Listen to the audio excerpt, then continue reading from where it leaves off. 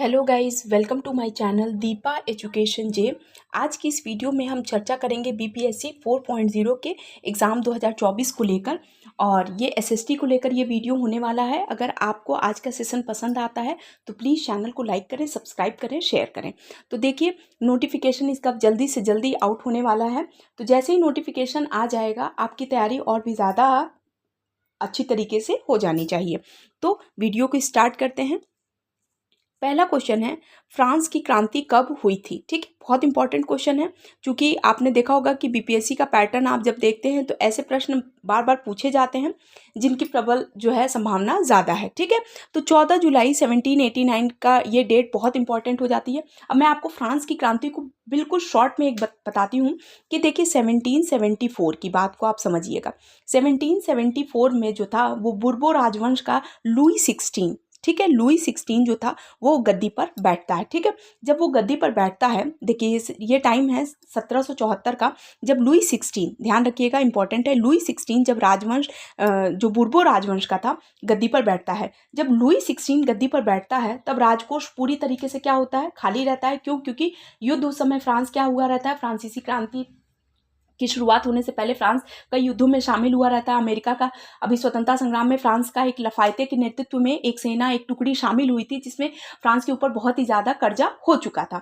तो ये कारण था, लुई 16 जब गद्दी पर बैठता है तो राजकोष पूरी तरीके से खाली होता है। और जब भी आप हम किसी राजवंश के बारे में पढ़ते हैं तो आपको पता है कि जब भी राजवंश कोई स्टार्ट होता है, कोई राजा जब गद्दी पर बैठता है तो उसको सबसे ज़्यादा पावर जो होती है वो धन की होती है, राजकोष की होती है, जो पूरी तरीके से उस समय रिक्त होता है। तो अब लुई 16 के पास सिवाय कर को बढ़ाने के अलावा और कोई ऑप्शन नहीं होता है। और इस तरीके से फ्रांस की अगर कुल आबादी की बात करें तो उस समय 3 स्टेटस में फ्रांस डिवाइड होता है, प्रथम स्टेटस, द्वितीय और तृतीय स्टेटस में, जिसमें जो तृतीय स्टेटस के लोग होते हैं वो 90% कर जो का भुगतान जो है वो वही करते हैं, और उन्हीं के ऊपर कर का जो टैक्सेशन जो था वो बहुत ही ज़्यादा भार बन चुका था। प्रथम स्टेट में जो लोग आते थे, और द्वितीय स्टेट में पादरी वर्ग और जो कुलीन वर्ग थे वो उन्हें टैक्स मुक्त थे। पादरी की तरफ से भी अलग अलग हिस्सों पे अलग अलग चर्च के माध्यम से भी इन तीसरे वर्ग के ऊपर क्या होता था, कर लगाया जाता था जिसे वो चुकाते थे।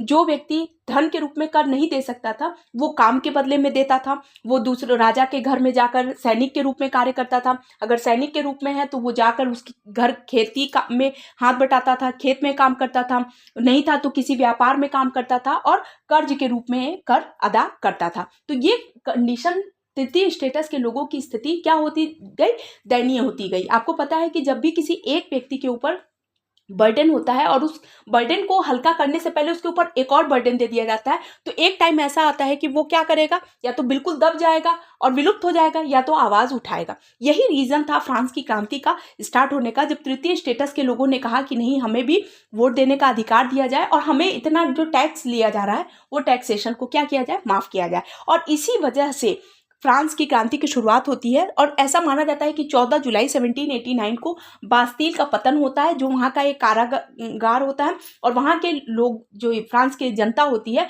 उनको एक अफवाह उड़ जाती है कि राजा ने क्या कर दिया है, गोली मारने का आदेश दिया। तो बिल्कुल एनसीईआरटी की लाइन बता रही हूँ कि यही लाइन से शुरुआत होती है कि 14 जुलाई 1789 को फ्रांस की आधे से अधिक जनता सड़कों पर उतर जाती है, और उसे यह होता है कि राजा ने शूट का ऑर्डर दिया है, यानी गोली चला देने का आदेश दिया है। तो इस कारण बास्तील के पतन के साथ ही इस क्रांति की शुरुआत मानी जाती है। तो 14 जुलाई 1789 को इसकी शुरुआत होती है। कौन गद्दी पर होता है? तो लुई 16 होता है। किस राजवंश का होता है? बुर्बो राजवंश का होता है। बुर्बो राजवंश इसलिए इंपॉर्टेंट होता है क्योंकि फ्रांस की क्रांति के समय बुर्बो राजवंश का ही क्या हो जाता है, पतन होता है। ध्यान रखिएगा, इंपॉर्टेंट है।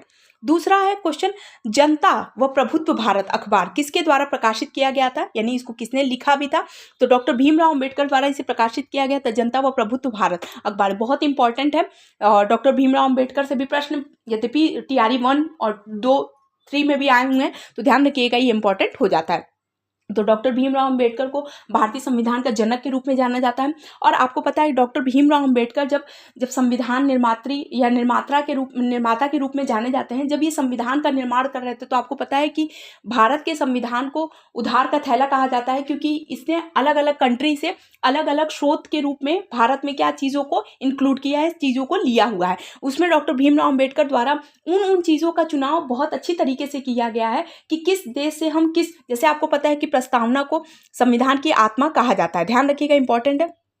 अब इस प्रस्तावना को संयुक्त राज्य अमेरिका से लिया गया। क्यों? क्योंकि प्रस्तावना में जब हम आप किसी भी संविधान की बात को किनारे करिए, आप किसी भी टॉपिक का प्रस्तावना पढ़ते हैं तो प्रस्तावना से आप पूरी तरीके से एक उम्मीद लगा लेते हैं कि किस टाइप के प्रश्न जो है, किस तरीके का ये समरी बना हुआ है। उसी तरह भारतीय संविधान की प्रस्तावना के बारे में जब हम पढ़ते हैं तो हम समझ जाते हैं कि भारतीय संविधान कितना विस्तृत, कितना इसका लिखित वर्णन और क्या क्या चीज़ें। देखिए, आज संविधान ही है जो उस समय जब लोगों द्वारा इसका निर्माण किया जा रहा था, तो आज भी इसका क्या दिखाता है, फायदा दिखता है। तो ये चीज़ ध्यान रखिएगा। प्रस्तावना यद्यपि संयुक्त राज्य अमेरिका से ली गई थी, लेकिन प्रस्तावना की भाषा ऑस्ट्रेलिया से ली गई है। यानी जब हम भारत के लोग से प्रारंभ होता है तो ये भाषा जो है वो ऑस्ट्रेलिया से ली गई है। तो ध्यान रखिएगा। जनता व प्रभुत्व भारत अखबार किसके द्वारा प्रकाशित किया? तो डॉक्टर भीमराव अंबेडकर द्वारा किया गया था। और प्रस्तावना कहाँ से ली गई है? तो संयुक्त राज्य अमेरिका से। ध्यान रखिएगा, इंपॉर्टेंट है। आगे क्वेश्चन, बिहार में कांग्रेस का पहला अधिवेशन कहाँ पर हुआ था? तो पहला अधिवेशन की अगर हम बात करें तो ये हुआ था बांकीपुर पटना। ध्यान रखिएगा, इंपॉर्टेंट है। बांकीपुर पटना में कांग्रेस का पहला अधिवेशन होता है, ध्यान रखिएगा, ये भी इंपॉर्टेंट है। गया में दूसरा होता है, ध्यान रखिएगा, ये भी इंपॉर्टेंट। और इस पहले अधिवेशन की अध्यक्षता करते हैं RN मुधोलकर। अब बिहार में अगर बात करें तो कांग्रेस के 3 अधिवेशन होते हैं, ध्यान रखिएगा, इंपॉर्टेंट है। ये बार बार पूछा जाता है, चूंकि पहला वाला बहुत इंपॉर्टेंट है। क्योंकि 1912 में इसका पहला अधिवेशन होता है पटना बांकीपुर में। और कौन अध्यक्षता करता है? तो RN मुधोलकर करते हैं। दूसरा कहाँ होता है? गया में होता है, ध्यान रखिएगा, बहुत CR दास इसकी अध्यक्षता करते हैं। ठीक, आगे क्वेश्चन, ब्रिटिश किसे राजद्रोह का कारखाना कहते थे? तो भारतीय राष्ट्रीय कांग्रेस को राजद्रोह का कारखाना ब्रिटिश कहते थे, ध्यान रखिएगा। यही एक बहुत बड़ा रीजन था कि महात्मा गांधी जी ने कहा कि जब देश स्वतंत्र हो चुका है तो भारतीय राष्ट्रीय कांग्रेस जैसी संस्था का जो निर्माण किया गया था वो आज़ादी के लिए किया गया था। भारत आज़ाद हो चुका है तो अब भारतीय राष्ट्रीय कांग्रेस को क्या कर देना चाहिए? समाप्त कर देना चाहिए। तो इसी कारण बहुत से ऐसे रीजन थे जिसकी वजह से ब्रिटिश किसे राजद्रोह का कारखाना मानते थे? तो इसे भारतीय राष्ट्रीय कांग्रेस को मानते थे। ध्यान रखिएगा, रिपीटेड क्वेश्चन है, बार बार परीक्षा में पूछा जाता है। अगर आपको मेरी मेहनत पसंद आ रही हो, मेरा सेशन पसंद आ रहा हो तो प्लीज चैनल को लाइक करें, सब्सक्राइब करें, शेयर करें। आगे क्वेश्चन, भागलपुर में नमक सत्याग्रह का नेतृत्व किसने किया था? तो महादेवलाल सर्राफ ने किया था, ध्यान रखिएगा, इंपॉर्टेंट है।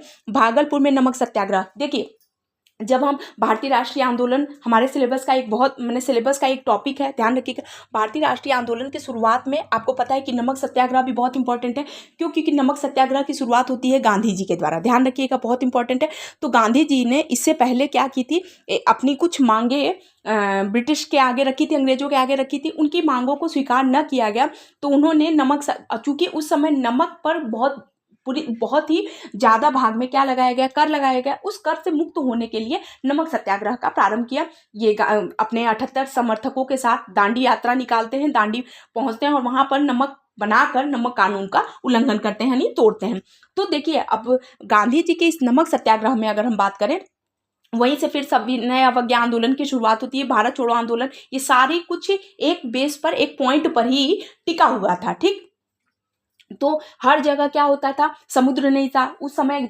जहाँ गांधी दांडी गए थे तो वहाँ पर समुद्र मिला, समुद्र में उन्होंने नमक बनाया और नमक कानून तोड़ा। ठीक, लेकिन हर जगह पर गांधी जी के साथ समर्थक नहीं पहुँच सकते थे। तो जो लोग जहाँ पर थे और गांधी जी का समर्थन करना चाहते थे, उन लोगों ने भी क्या किया, जहां पर अब जैसे आपको पता है कि बिहार में कोई समुद्र नहीं है, तो वहां के लोग कैसे नमक कानून तोड़े? तो उन लोगों ने चौकीदार कर देने से मना कर दिया। उन लोगों ने मतलब आर्टिफिशियल तरीके, नखास पिंड के पास आर्टिफिशियल तरीके से नमक कानून बनाया मिट्टी से और उसे तोड़ा। यानी कुल मिलाकर ये संकेत करता है इस बात को कि गांधी जी के इस आंदोलन में देश का हर एक कोने से महत्वपूर्ण नेता क्या कर रहे थे? उनका समर्थन कर रहे थे। वहीं पर आपसे यही प्रश्न दिया है कि भागलपुर में, यानी बिहार में भागलपुर में किसने नेतृत्व किया?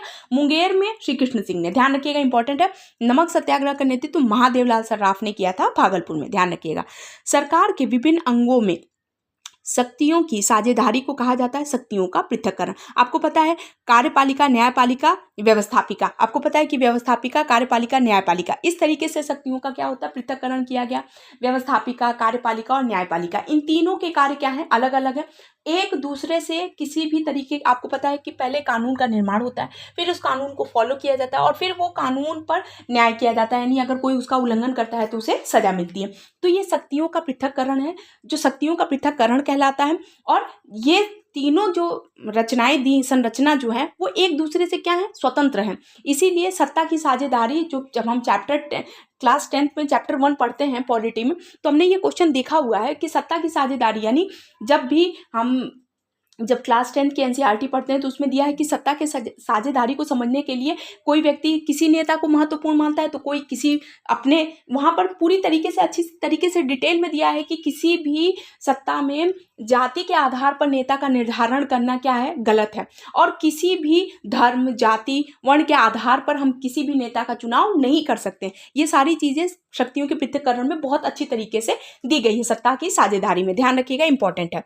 स्वदेशी आंदोलन का नेतृत्व मद्रास में किसने किया था? तो चिदम्बरम पिल्लई द्वारा स्वदेशी आंदोलन का नेतृत्व किया गया था, ध्यान रखिएगा, ये भी बहुत इंपॉर्टेंट है। यहाँ पर अलग अलग जगह पर दिया गया है, लेकिन यहाँ पर क्वेश्चन में आपसे ये पूछा गया है कि मद्रास में, तो चिदम्बरम पिल्लई द्वारा किया गया था। ठीक, सप्तवर्षीय युद्ध किनके किनके बीच हुआ था? तो ध्यान रखिएगा, ये भी इंपॉर्टेंट है। तो सप्तवर्षीय युद्ध चला था इंग्लैंड और फ्रांस के बीच 1756 से 1763 के बीच में। ये एक बहुत बड़ा रीजन था, इंग्लैंड इस युद्ध में जीत गया था और फ्रांस इस युद्ध में क्या हो गया था, हार गया था।